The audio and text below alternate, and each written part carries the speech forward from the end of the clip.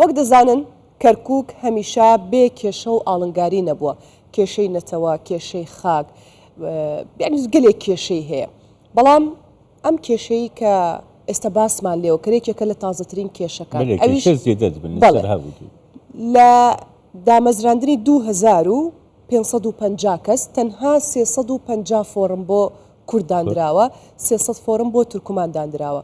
ئەمەش ناڕزایی لێکەوتۆتەوانێت کورد و تورکمان کە کەمترین ڕێژەیان بەرکەوتووە بۆیە ناڕزایەتیان دەربڕیوە. بێگومان دەرجۆران نزیکی 2000 بۆ پێکهاتەی عەرەبکردن ژخە، یعنی ژین و تشتێکی گەلێک باڵکەیشە ژجهەیەک و حکوومەت یارمەتی دەربێ بۆ ڕەوشاپێک بە ژیانێک کەرکووک ڕاگررتنی باڵانس ئەو بخۆ وێ بەڵانسی تێک. بەڵێ ئەمە لە کاتێکدایە کە کورد و تورکمان پێکەوە نامەیەکی ناڕزاییان ئاڕاستی وەزیری ناوخۆی عێراق کردووە، بەڵام بەپێی زانیاریەکانی هاوکارانمان لە کەرکووکەوە دەوترێت تا ئێستا لەلایەن عێراقەوە بە تایبەت وەزیری ناوخۆی گوێ بەو داواکاریە و ناڕزایەتیە نەدراوە، بۆیە بەردەوامن لە دامەزراندنی هاوڵاتیانی عەرەبی لە شارەکەدا.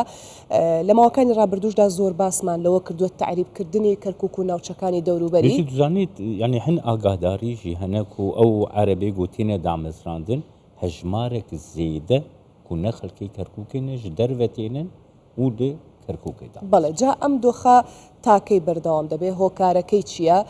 و بە دەرفەتیشی دەزین لەگەڵ میوانەکەمان باسێکی دۆخی گشتی کەرکووک بکەین چکە لە ماوەکانی ڕابردوودا شەڕ و ئاژاوە و خۆپشاندان دروست بوو لەوێ کە بۆ مای 4 هاوڵاتی کورد شەهید بوون. گفتوگۆ لەسەر ئەم باسە دەکەین بەڕێز حەسەن مەجید سەرۆکی لیستی پارتی دیموکراتی کوردستان بۆ ئەنجومەنی پارێزگای کەرکووک، بەڕێزیان لە شاری کەرکووک و ڕاستەوخۆ لەگەڵمان دەبن. بەڕێز حەسەن ئەم کاتتان باش، سوپاس بۆی کە ئامادەن لەگەڵمان. بۆچی لە کۆی 2550 فۆرم بۆ دامەزراندن تەنها 350 فۆرم بۆ کورد، 300 بۆ تورکمان؟ هۆکارەکەی چییە؟ ئەم کاتەی بەڕێستان باش لە کەرکووکی دڵی کوردستانەوە سڵاو بۆ بینەرانی کەناڵ 24 خۆشەویست، زۆر سپاس بۆ بەڕێستان. دیارە وەکو معلومی جەنابتانە بەڵێ ئەو ژمارەیە کە 2550 کەس بۆ شاری کەرکووک دەستنیشان کراوە وەکو پۆلیس دامەزراون لەو ڕێژەیە کە جێگەی داخ و نیگەرانی تەواوی خەڵکی شارەکەیە بە کورد و تورکمانەوە. کۆی گشتی ئەوانەی کە بۆ کورد دامەزراون تەنها 350 پۆلیسە. ئەمەش ناکاتە ڕێژەی 110. بە هەمان شێوە حدودی 340 کەس بۆ تورکمان برا تورکمانەکان دامەزراوە. لە ئەو ژمارەی کە ئیشارەتم پێدا بۆ بەڕێستان 1860 پۆلیس بۆ تەنها بۆ نەتەوەی عەرەب دامەزراوە. بەڕاستی ئەمە وەکوتم جێگای نیگەرانی ئێمەیە وەکو کورد لە شاری کەرکووک، هەروەها نیگەرانی برا تورکمانەکانە بە هەمان شێوە. ئەوەی کە زیاتر جێگەی داخە ئەو لەو ژمارەی کە دامەزراون بۆ کەرکووک لە عەرەبەکان، عەرەبی شارەکانی تری تێدایە، لە خەڵکی مووسڵ، لە نینەوە، لە مووسڵ، لە دیالە، لە تکریت. یعنی بەڕاستی ئەوەی کە وتمەتوانم بڵێم ڕێژەی 140 ئەو دامەزراندنەی عەرەبی دەرەون. تەنیا یەک شتیان بۆ کردوون، ئەویش پتاقی سەکەنیان بۆ دروست کردوون کە ئەوان خەڵکێکی هاوردن بەس پتاقی سەکەنیان بۆ دروست کردن و کردویان بە کەرکووکی. بۆیە زۆر وەکو وتم زۆر جێگەی داخە. ئەمە وا ئەکا پرۆسەی تعریبکردن جارێکی تر لە شارەکە زیاد بکە و هاوسەنگی نێوان نەتەوەکانی شار بە هەمان شێوە تێک بدە. ئەوەی کە ئەمەوێ لێرە بۆ بەڕێستان بڵێم تەنیا ئەم دامەزراندنە نییە بڵێن حەقی کورد نەدراوە یان با بڵێن بەرامبەری هەیە لە ڕێژەکان. هەر لە 2023دا نزیکەی 17,000 فەرمانبەر بۆ پەروەردە لە مامۆستا، لە فەرمانبەر، لە پاسەوان، لە کارگوزار دامەزراوە. لە کۆی ئەو 17,000 من ئەتوانم بڵێم بە دروستی بڵێم نەگەیشتوتە 2,000 کە کورد بێ، باقی زۆربەی هەرە زۆری لە نەتەوەی عەرەبە.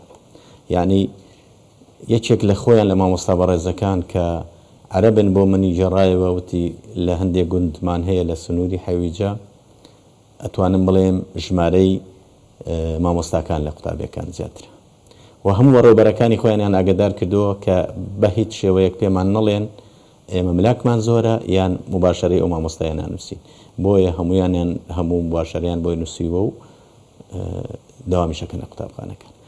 ئەمە وای کردووە ینی من لێرە لای ئێمە پرسیارێک دروست بووە، ئایا ئەمە عەرەبەکان کەسیان نەماوە بێنی دای مەزرێنن بۆیە پەنایان بردووە بۆ خەڵکی شارەکانی تر و خەڵکی کورد دەرچوانی کەرکووک با بڵێن دەرچووی زانکۆکان لاوەکانی کەرکووک کوردەکان ئەتوانم بڵێن زۆربەی هەرە زۆریان بێکارن لەم شارە و مەحروم کراون لە دامەزراندن.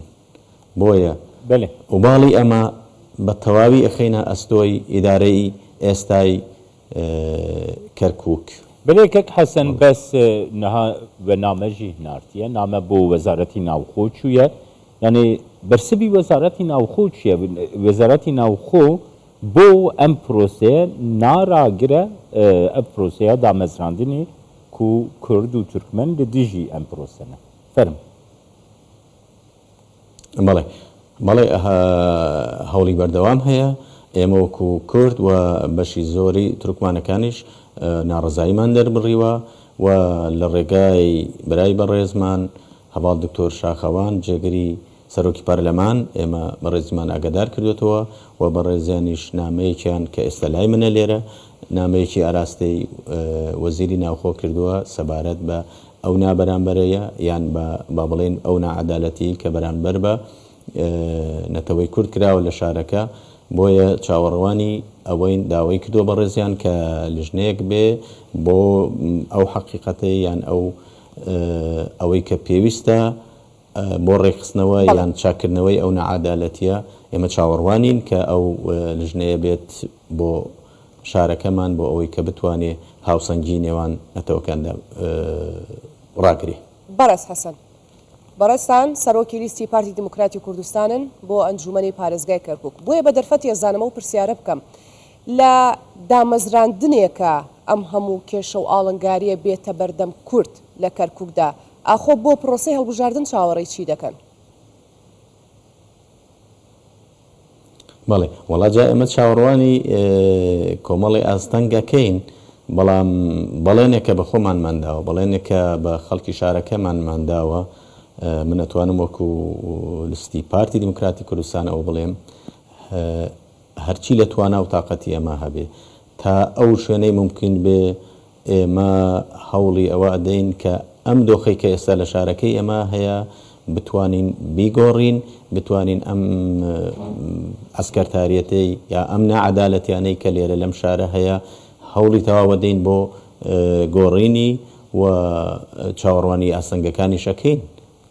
بەڕێزت شارەتدا ئەوان تەنها بۆ دامەز بڵێ بەڕێز حەسەن ئەمەی کە بەڕێز داماژەی بۆکەی لەوانەیە بڵین سەرەکی ترین کێشە بێ لە بەردەم کورد و عەرەبدا لە ناوچەکەویش کێشەی ئەمنیە، بەڵێنیش کاتێ ئەدرێ کە جێبەجێ بکرێ ئێوە وەکو پارتی دەڵێ ئێمە وەکو پارتی ئەو بەڵێنە نادەین، بۆچی ئەو بەڵێنە گەورانە ئەدەن لە کاتێکدا تا ئێستا بەڕوونی نەبینراوە هیچ بەڵێنێکی کورد وەکو خۆی جێبەجێ بکرێ لە ناوچەکەدا؟ ئێمە وەکووتم ئێمە دانیشتن و تەفاوزمان لەگەڵ حکوومەتی ئێستای عێراق هەیە بۆ ئەوەی کە بتوانین هەمیشە ئێمە زمانی حێوارمان لە پێش هەموو زمانەکان تر بووە، ئێمە دائیمەن هەوڵماندا ئەوانەی کە هەیە بە دەستور بە یاسا بەڕی بکەین. ئەوەی کە ئێمە بەڵێن ئەدەین بەڵێنی گەورە نییە، بەڵێنی ئەوەیە کە بتوانین هەمومان لەم شارە بە شێوازێکی وا کارەکانمان بکەین، چونکە هیچ کاتێ لەم شارەدا نە ئێمە ئەتوانین نەفی وجودی نەتەوەکانی تر بکەین، نە هیچ نەتەوەیەکیش ئەتوانێ نەفی وجودی ئێمە بکە. بۆیە ئەو بەڵێنە ئەدەین ئێمە وەکو پارتی دیموکراتی کوردستان ئەگەر بەجەستە لە شارەکە دووربوو بێتین بەڵام بەڕۆح لەگەڵ خەڵکی شارە بووینە و بەڵێنەکانمان لەسەر ئەو بابەتە یان با بڵێن لەسەر ئەو پایگانە ئەدەین. بەڕێز حەسەن کەی بەجەستەش دەگەڕێنەوە کەرکووک؟ وەڵاوەکو شارەتم پێدا ئێمە و توێش بەردەوامە لەگەڵ ئەو بەڵێنانەی کە بە ئێمە دراوە لەگەڵ حکوومەتی ئێستای عراقی چاوەڕوانین بگاتە نەتیجەیەک بکاتە ئەوەی کە بگەینە نەتیجەیەکی وە بە شێوازێک بگەڕێنەوە شارەکە کە شایستەی پارتی دیموکراتی کوردستان و شایستەی چاوەڕوانەکانی خەڵکی شار بێ. بلێ سپاسیاتتکن سەرۆکە لیستەیە پارتیا دەموکراتا کوردستانی بۆ هەڵبژاردنین جڤاتە پارێزگاها کەرکووکێ حەسەن مەجید کەرکووکێ لەگەڵ زۆر سپاس.